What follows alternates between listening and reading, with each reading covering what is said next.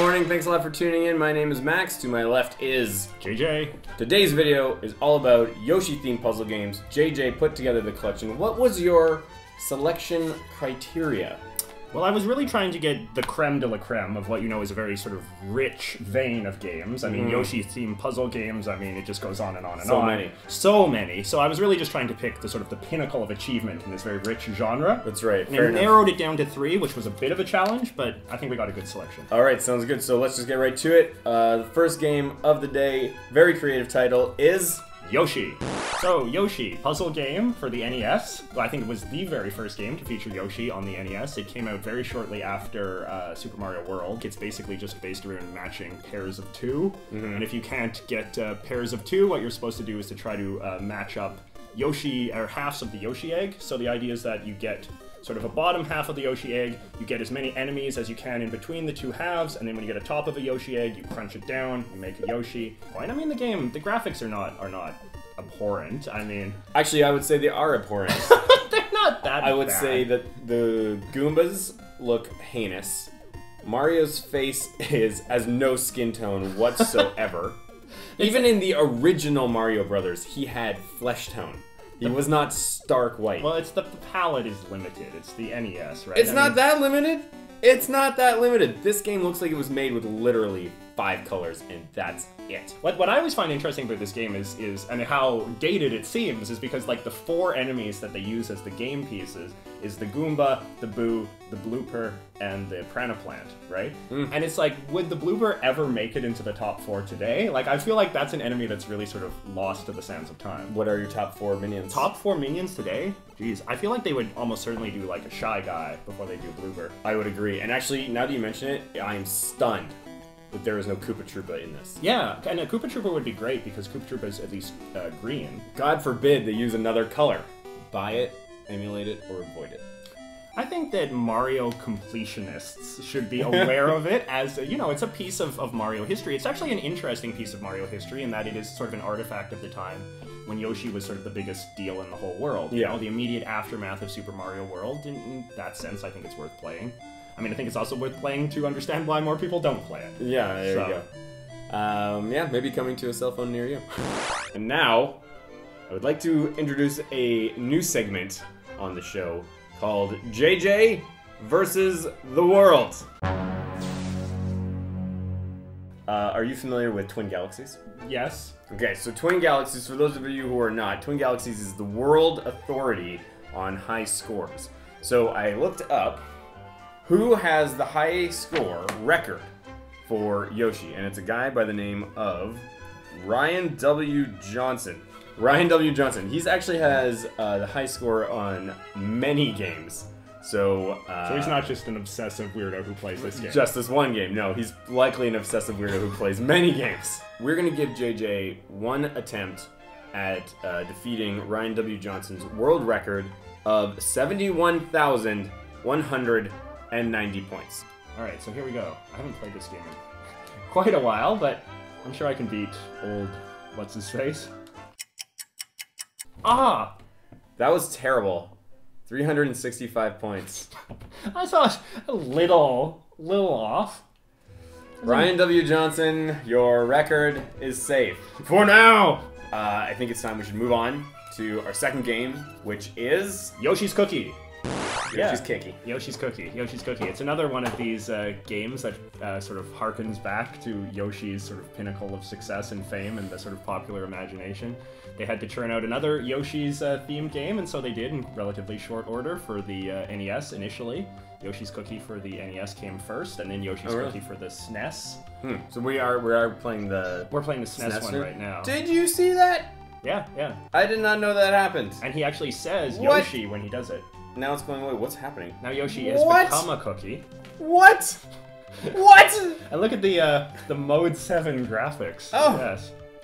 This game is already leagues above Yoshi. So the sort of the basic conceit of this game is that you play as the cursor and you sort of line up rows of cookies. You have to make entire rows that come from top to bottom, and when you complete a row, whether it's a row of 2, a row of 6, a row of 8, or whatever, then it's cleared off the screen, and your goal is to either, you know, make the screen completely clear if you're playing puzzle mode, or just sort of run out the clock if you're playing the endurance mode. I believe there's a very special someone was involved in the creation of those puzzles. Yes, so for the SNES version, at least, I just serve you up these lobs. These softballs, Natasha. They were able to recruit the founder of Tetris, Alexei Pajitnov.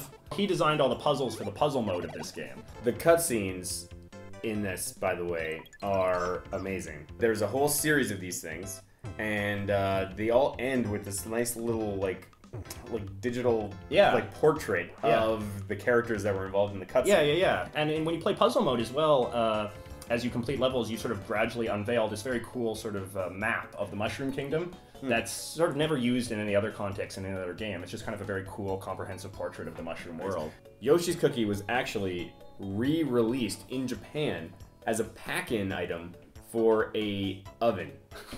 An oven. Yes, so like you would go to the store, you'd buy a physical oven that you were just probably going to buy anyways for your tiny Japanese home. Yes. And it would come with a special version of Yoshi's Cookie.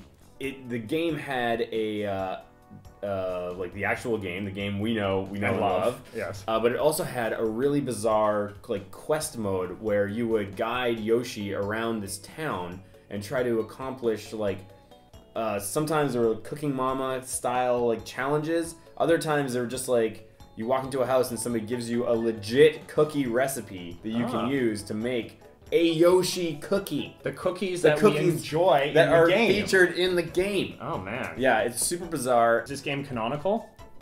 Is it canonical? Are the plot points because I feel like this in is a very important sort of storyline in the Mario universe that I was previously unfamiliar with. I was very disappointed. Disappointed and disheartened that nobody has taken the time to do a fan translation. Oh man, that would be so awesome because then we could make the cookies ourselves, right? If you translate these recipes into English. We could be... So many cookies not eaten over the years. God, what a waste of life. Right, so hey, Internet. We have a mission for you. Yeah. Somebody do a fan translation of Yoshi's Cookie Kurupon Oven de Cookie. And bake us the cookies. And then bake us the cookies and send them to us. God damn it. I want to introduce a new element to the show, which is top 10 most wanted interviews. We'll bring down the thing here, the board. And the first name we will add to the board is Ryan W. Johnson. Sweet. Get the board out of here. Thank you. There's so many things I want to ask him. Me too. I want to know, one, like, why? Yeah, I think that's a good place to start. Why? Yes, why? Why? And I just want to know, what is the strategy?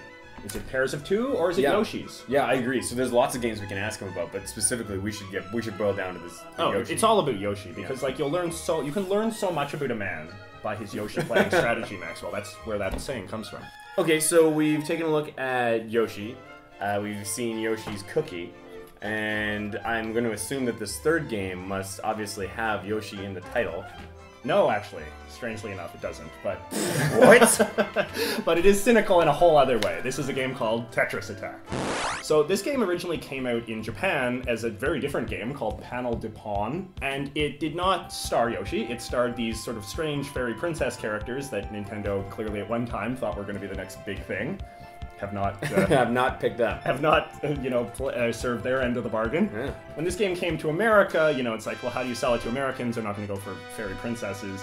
They will go for everybody's favorite dinosaur buddy, though, Yoshi, and they want, what's the most marketable puzzle word that you can possibly slap on a game is Tetris. So Tetris Attack is what the game is called. We'll slap on a Yoshi motif, sell it that way. Was it a missed opportunity to call it like Yoshi's Tetris? Tetris Attack brought to you by Yoshi presents Tetris Attack brought to you by Yoshi. That's right, featuring Yoshi and friends. Yoshi and friends. Well, who cares about the friends? Whoa, who cares about the friends? But the point is, this game was released very late in the SNES's lifestyle. So Super Mario World 2 was a very late release as well. This game, I think, came out like a month before the N64 came out. Wow. So it was, that's why the graphics are really quite lovely. Yeah, it's super vibrant. it's just brimming with personality. You're looking at this. Look at that little Yoshi that's in the egg with him. Like he's kind of dumb, I guess. He's just a little baby. He's got his tongue hanging out. Like he's sort of the main character of the story mode. Is Lil Yoshi? Oh, really? Yeah.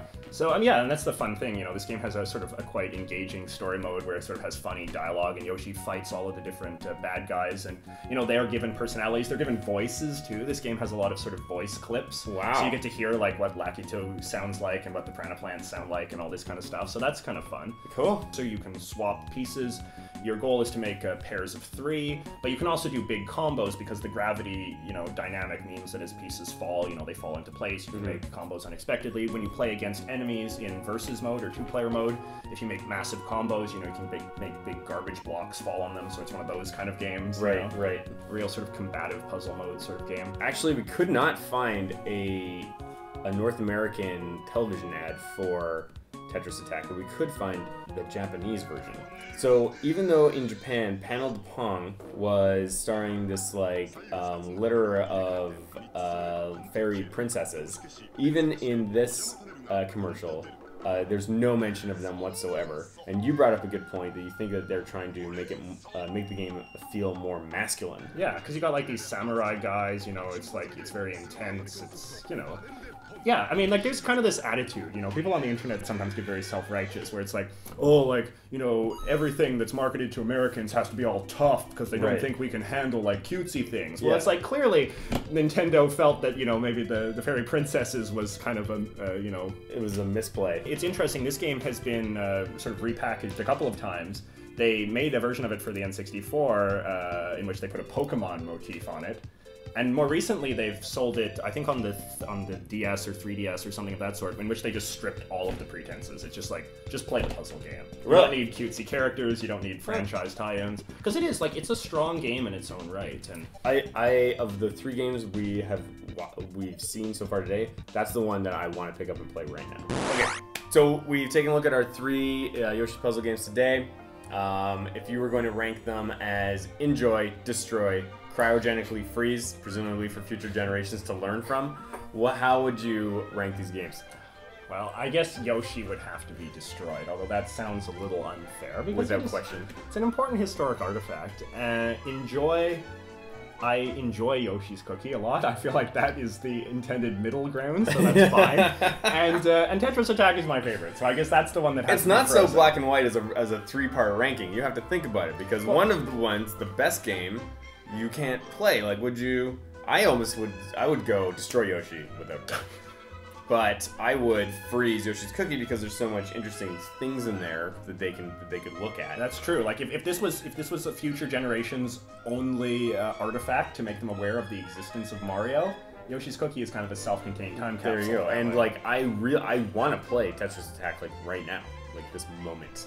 That's how much I can see that cart kicking around my apartment, like getting chip corners and the label peeling off. You know. Cool. I think that's it for us. Successful first episode? Successful first episode, Maxwell. All right. Well, enjoy your weekend, everybody. Have fun.